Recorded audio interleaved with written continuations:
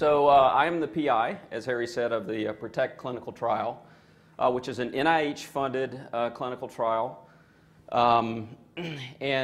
Just while we're getting into that, my conflict of interest slide that I need to present. We're not going to talk about DETECT, which is the sideline assessment for concussion, which is pretty cool, but if you want to talk about it afterwards, I'm happy to.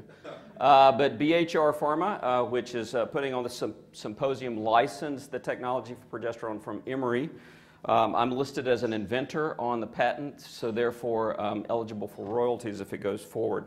So you just need to be aware of that. I have no other financial relationship with BHR. All right, so I think we're talking to neurosurgeons, so there's probably not a lot of mystery here about how big of a problem traumatic brain injury is. You know, the thing about, we look at these numbers and we just go glazy-eyed. I mean, really when we talk about trillions in our budget, when you start looking at these kinds of numbers like 52,000 and over 1 million in the emergency departments, it just kind of becomes numb. How many people in here actually flew here? Was in an airplane? Okay, very good. So let me just put it in perspective. 52,000 deaths is actually 175 airliners going down every year. Okay, would you get on an airplane if that happened? No, we would not be having this meeting, I'm telling you. And the FAA would shut the airlines down. I mean, they stopped Boeing just because there was a little fire in a battery box, right? So this is a serious business, and the problem is that we have no solutions to this, and yet we go on like nothing's happening, but 52,000 people are dying every year.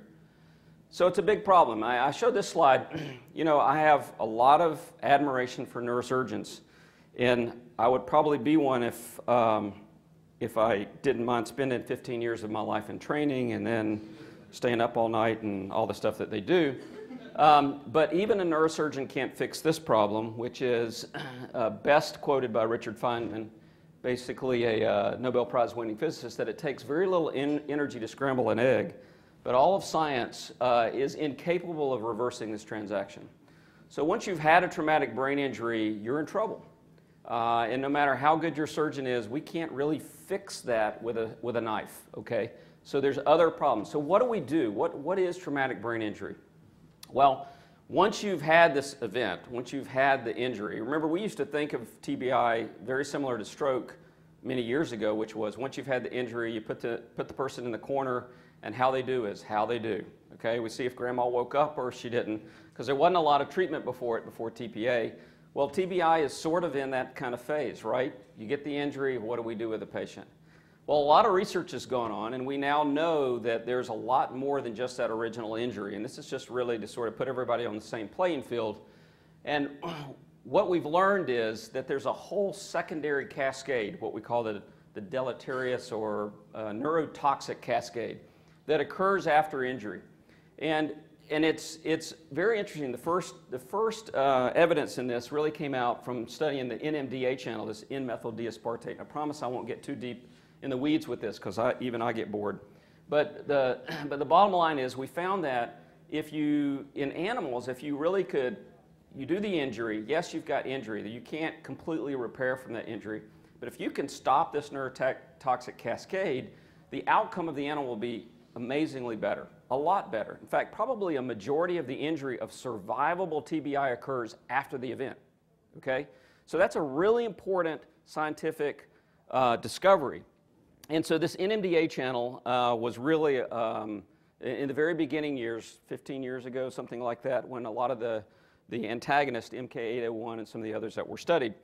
So, but now we know it's a lot more complex than that. And I show this slide, this just is just one series of the different pathways that are activated after TBI that are all deleterious.